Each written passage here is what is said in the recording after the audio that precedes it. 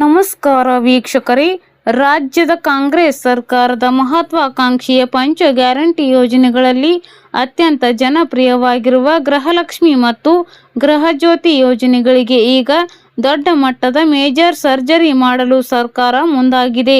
ಈ ಯೋಜನೆಗಳಲ್ಲಿ ನುಸುಳಿರುವ ಲಕ್ಷಾಂತರ ನಕಲಿ ಫಲಾನುಭವಿಗಳನ್ನು ಪತ್ತೆ ಹಚ್ಚಿ ಯೋಜನೆಗೆ ಲಗಾಮು ಹಾಕಲು ಸರ್ಕಾರ ನಿರ್ಧರಿಸಿದ್ದು, ಹಾಲಿ ಫಲಾನುಭವಿಗಳು ಸೇರಿದಂತೆ ಸೌಲಭ್ಯ ಪಡೆಯಲು ಬಯಸುವವರೆಲ್ಲರೂ ಮತ್ತೆ ಹೊಸದಾಗಿ ಅರ್ಜಿ ಸಲ್ಲಿಸುವುದನ್ನು ಕಡ್ಡಾಯಗೊಳಿಸಲಾಗಿದೆ.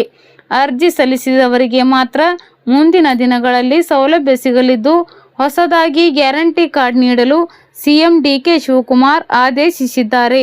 ಹೊಸ ಅರ್ಜಿ ಸಲ್ಲಿಕೆ ಕಡ್ಡಾಯಕ್ಕೆ ಕಾರಣಗಳೇನು? ಸರ್ಕಾರದ ಇತ್ತೀಚಿನ ಪರಿಶೀಲನೆಯಲ್ಲಿ ಈ ಎರಡು ಯೋಜನೆಗಳಲ್ಲಿ ಭಾರಿ ಪ್ರಮಾಣದ ದುರುಪಯೋಗ ಮತ್ತು ನಕಲಿ ಫಲಾನುಭವಿಗಳು ಇರುವುದು ಪತ್ತೆಯಾಗಿದೆ. 1. ಗೃಹಲಕ್ಷ್ಮಿ ಯೋಜನೆಯಲ್ಲಿ ಅಕ್ರಮಗಳು.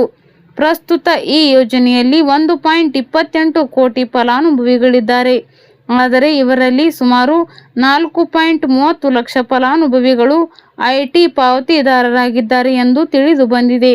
ಅತ್ಯಂತ ಆಘಾತಕಾರಿ ವಿಷಯವೆಂದರೆ ಮೃತಪಟ್ಟ ಮಹಿಳೆಯರ ಖಾತೆಗಳಿಗೂ ಇನ್ನೂ ಹಣ ಸಂದಾಯವಾಗುತ್ತಿದ್ದು, ಸತ್ತವರ ಖಾತೆಗೆ ಸುಮಾರು 100 ಕೋಟಿ ರೂಪಾಯಿ ಹಣ ಜಮೆಯಾಗಿದೆ ಎಂದು ಹೇಳಲಾಗುತ್ತಿದೆ. ಕೆಲವರು ಬೇರೆ ಬೇರೆ ಮೊಬೈಲ್ ನಂಬರ್ಗಳನ್ನು ಲಿಂಕ್ ಮಾಡಿ ಅಕ್ರಮವಾಗಿ ಹಣ ಪಡೆಯುತ್ತಿದ್ದಾರೆ. 2. ಗೃಹಜ್ಯೋತಿ ಯೋಜನೆಯಲ್ಲಿನ ಅಕ್ರಮಗಳು. ಗೃಹಜ್ಯೋತಿ ಯೋಜನೆಯಡಿ ಸದ್ಯ 1.68 ಕೋಟಿಗೂ ಹೆಚ್ಚು ಫಲಾನುಭವಿಗಳಿದ್ದಾರೆ. ಇಲ್ಲಿ ಒಬ್ಬೊಬ್ಬರೇ 5-6 ಮೀಟರ್ಗಳ ಹೆಸರಿನಲ್ಲಿ ಉಚಿತ ವಿದ್ಯುತ್ ಸೌಲಭ್ಯ ಪಡೆಯುತ್ತಿರುವುದು ಬೆಳಕಿಗೆ ಬಂದಿದೆ.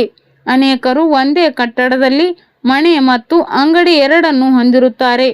ಅಂಗಡಿ ಅಥವಾ ವ್ಯಾಪಾರಕ್ಕೆ ಗೃಹಜ್ಯೋತಿ ಅನ್ವಯಿಸುವುದಿಲ್ಲ. ಕೇವಲ ವಾಸದ ಮನೆಗೆ ಮಾತ್ರ ಉಚಿತ ವಿದ್ಯುತ್ ನೀಡಲಾಗುತ್ತದೆ.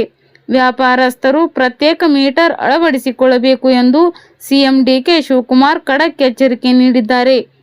ಅಲ್ಲದೆ ಕರ್ನಾಟಕದವರಲ್ಲದ ಬೇರೆ ರಾಜ್ಯದವರು ಇಲ್ಲಿ ವಾಸವಿದ್ದು ಯೋಜನೆ ಪಡೆಯುತ್ತಿದ್ದಾರೆಯೇ ಎಂಬುದನ್ನು ಪತ್ತೆ ಹಚ್ಚಲಾಗುತ್ತಿದೆ. ಹೊಸ ಅರ್ಜಿ ಪ್ರಕ್ರಿಯೆ ಹೇಗಿರಲಿದೆ? ಮಹಿಳಾ ಮತ್ತು ಮಕ್ಕಳ ಕಲ್ಯಾಣ ಇಲಾಖೆಯು ಗೃಹಲಕ್ಷ್ಮಿ ಯೋಜನೆಗಾಗಿ ಈಗಾಗಲೇ ಹೊಸ ಅರ್ಜಿ ಪ್ರತಿಯನ್ನು ಸಿದ್ಧಪಡಿಸಿದ್ದು, ಅದನ್ನು ಆರ್ಥಿಕ ಇಲಾಖೆ ಮತ್ತು ಮುಖ್ಯಮಂತ್ರಿಗಳ ಅನುಮೋದನೆಗೆ ಸಲ್ಲಿಸಿದೆ. ಹೊಸ ಅರ್ಜಿಯಲ್ಲಿ ಬಯೋಮೆಟ್ರಿಕ್ ಹೆಬ್ಬೆರಳು ಗುರುತು ಜೊತೆಗೆ ಪ್ರಮುಖವಾಗಿ 8ರಿಂದ 10 ಪ್ರಶ್ನೆಗಳನ್ನು ಕೇಳಲಾಗುತ್ತಿದ್ದು, ಇವುಗಳಿಗೆ ಫಲಾನುಭವಿಗಳು ಉತ್ತರಿಸುವುದು ಕಡ್ಡಾಯವಾಗಿದೆ. ಅರ್ಜಿಯಲ್ಲಿ ಏನೆಲ್ಲ ಪ್ರಶ್ನೆಗಳಿರುತ್ತವೆ? ಯಾವ ದಾಖಲೆ ಬೇಕು? ಮನೆಯ ಯಜಮಾನಿ ಯಾರು ಮತ್ತು ಅವರ ಆಧಾರ್ ಸಂಖ್ಯೆ. ಮನೆಯ ಯಜಮಾನಿಯ ಬ್ಯಾಂಕ್ ಖಾತೆಯ ನಿಖರ ವಿವರಗಳು.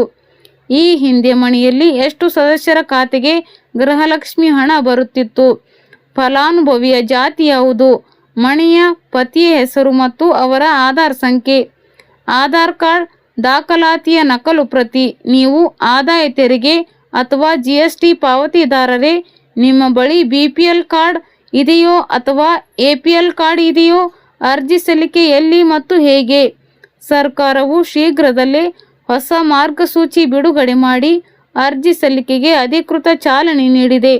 ಅರ್ಜಿ ಸಲ್ಲಿಸುವ ಕೇಂದ್ರಗಳು ಬೆಂಗಳೂರು 1, ಕರ್ನಾಟಕ 1, ಗ್ರಾಮ 1 ಕೇಂದ್ರಗಳು ಹಾಗೂ ಆಫ್ಲೈನ್ ಖುದ್ದಾಗಿ ಮೂಲಕವೂ ಅರ್ಜಿ ಸಲ್ಲಿಸಲು ಅವಕಾಶ ಕಲ್ಪಿಸುವ ಸಾಧ್ಯತೆ ಇದೆ. ಧನ್ಯವಾದಗಳು.